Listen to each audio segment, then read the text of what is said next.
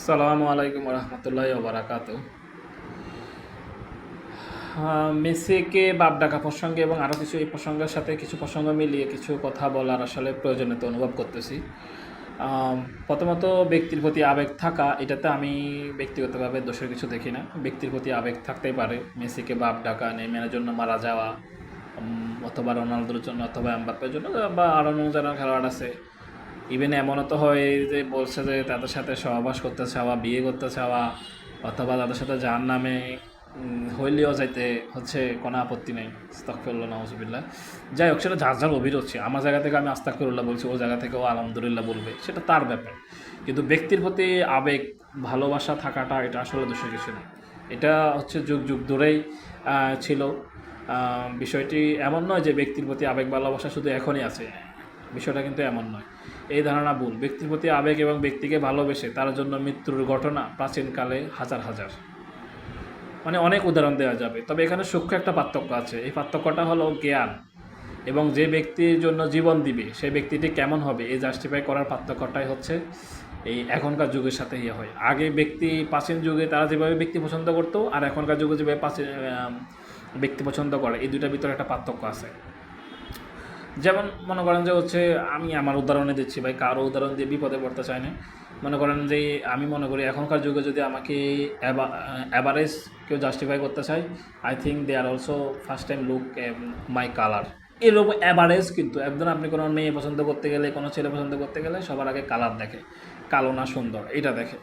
কিন্তু আমি মনে করি যে প্রাচীন যুগে বা আগের যুগে এটা ছিল না। দেখতো যে চরিত্রবান কিনা, সে বুড়া হইলেও দেখতো চরিত্রবান কিনা, লোকটা ভালো কিনা, লোকটার একটা মানে এটাকে তখন তো বংশ দেখতো, বংশ পরিচয় দেখাটা খুব ইম্পর্টেন্ট। এখন তা এজ্জা পোলাপাইন, ঘরের পোলাপাইনও এখন সেলিব্রিটি হয়ে যায়।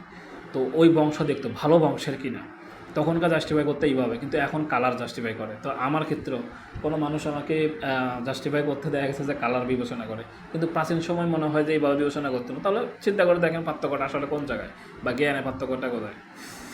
প্রাচীন যুগে যাদেরকে যুবকেরা, যাদের জন্য যুবকেরা জীবন দিতে ভালোবাসতো, ব্যক্তি ভালোবাসা তাকে নেতা জীবন দিত, সেই সময় তাদের তখনকার যুবকেরা আশীর্বাদ করতো মেধা দিয়ে। যেমন নেতা কতটুকু সৎ, জালিমের বিরুদ্ধে কেমন লড়াই করে, নেতা হিসেবে তিনি কতটুকু বিশ্বাসযোগ্য না আদর্শবান, ইত্যাদি বিবেচনা করতো। আমি কিছু উদাহরণ দিই। দেখেন, আমি এখানে ধর্মের ওই রকম উদাহরণ দিব, যেমন আমাদের নবী হযরত মুহাম্মদ সাল্লাল্লাহু আলাইহি ওয়াসাল্লামের জন্য আমরা জীবন দিতে প্রস্তুত, এরকম, বা ওসমান রাদিয়াল্লাহু তাআলা আনহু, বা ওনাদের সাহাবী যারা আছে। কিন্তু আমি ওনাদের কাছেও যাবো না, আমি আরও পরে আসতেছি, অনেক পরে, যারা হচ্ছে মনে করেন যে কিছুই ছিল না, যা যাবর বস্তির ছেলে। যেমন তুর্কি শাসনামল বা ওসমানের শাসনামল আমরা যেটা বলি, সেই ওসমান বে, উনি একটা যা যাবর ছিল, বস্তির ছেলে ছিল। কিন্তু ওই বস্তির ছেলে একটা সময় ওনার বংশ থেকে হচ্ছে 700 বছর, 750 বছর পৃথিবী শাসন করছে। তো হচ্ছে তাকে কিভাবে তার লোকজন জাস্টিফাই করছে, সে জালিমের বিরুদ্ধে লড়াই করত, সে সৎ ছিল, সে আদর্শবান ছিল। আবার ওসমানের বাপ আর্তুগুল বে, অথবা সালাউদ্দিন আইয়ুবীর কথা বলেন, আবার আমাদের দেশে ধরেন শাহজালাল, শাহপরাণ, তিতুমিরের কথা যদি বলি, ভাই আমার আইডল কিন্তু তিতুমিরের চিন্তা করে দেখেন আপনি। এখনকার সময়ে আমরাই অনেকেই, বা আমরা কথা বলতে গেলে অনেকেই যেমন বলা যায় জঙ্গি, বা তোরে মেরে ফেলবো, তোরে এই করে ফেলবো, আছে না, এগুলো অনেকগুলো বিষয় আছে। কিন্তু তখনকার সময় চিন্তা করে দেখেন, তিতুমির এক বাঁশের খেলনা, বাঁশ ভাই, বইতে বট করে পড়লে শিক্ষিত হয়ে যায় না। বুঝতে চেষ্টা করেন এখানে কী ছিল তিতুমিরকে সুন্দরভাবে আমাদের এরা তুলে ধরতে পারে নাই। সেই তিতুমির ছিল যে বাঁশের কেল্লা দিয়ে লড়াই করতো। তো সেই বাঁশের কেল্লা, তাও অস্ত্রের বিরুদ্ধে, ওই সময় ব্রিটিশদের কাছে অস্ত্র ছিল, অস্ত্রের বিরুদ্ধে সে লড়াই করার জন্য প্রস্তুতি নিয়েছে, সেইভাবেই নিজেকে তৈরি করছে। এবং তাকে বিশ্বাস করে তার সৈন্যরা তাকে কতটুকু বিশ্বাস করলে চিন্তা করে দেখেন, যেখানে নিশ্চিত মৃত্যু, তাকে তার সততা, তার জালিমের বিরুদ্ধে লড়াই, এগুলোকে বিশ্বাস করে তার জন্য জীবন দিতে প্রস্তুত ছিল। কিন্তু এখনকার যুগ শিক্ষিত যুগ বলা হয়, আধুনিক যুগ।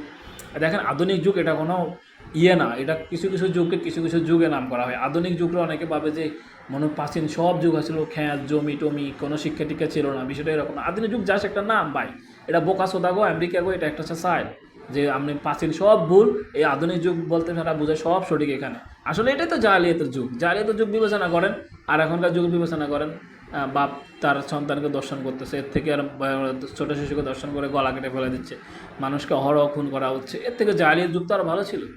তো যাই হোক, তো এই যুগের তৈরি করছি আমরাই, এবং আমরা যারা আধুনিক যুগ নামে শিক্ষিত, পাবলিক বিশ্ববিদ্যালয় বলেন, এই বলেন সেই বলেন, তো এগুলা হচ্ছে ওই তখনকার ব্যক্তির প্রতি আবেগ আর এখনকার ব্যক্তির প্রতি যে আবেগ ভালোবাসা, দুইটার ভিতরে পার্থক্য আছে। কারণ আমরা এখনকার ব্যক্তি ভালোবাসা জাস্টিফাই করি একভাবে, আর তখনকার ব্যক্তি জাস্টিফাই করতো আরেকভাবে। এখানে জ্ঞানের এক বিশাল পার্থক্য। কিন্তু আমরা শিক্ষিত হয়ে বসে আছি, বা এইসব যুবকরা শিক্ষিত হয়ে বসে আছে, সেলিব্রিটি হয়ে বসে আছে, তারা আবার ভাবে যে ওরা কিছু না, প্রাচীন যুগেরা কিছু ছিল না, এরাই সব কিছু।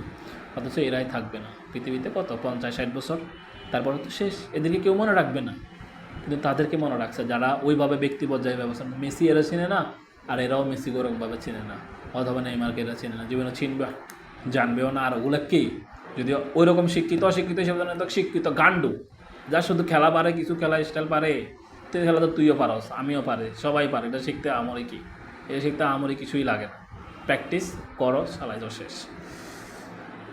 তো এটা আর কি। তবে আমি একটা আমার ছোট্ট একটা অভিজ্ঞতা থেকে বলবো যে হচ্ছে আমাদের যুবকরা, আমাদের যারা এখন আপকামিং যুবকরা আছে, তারা সঠিক আইডিওলজি চায়, সঠিক জ্বালানির বিরুদ্ধে লড়াই করা ব্যক্তিকে চায়, কিন্তু তারা হয়তো পাইতেছে না।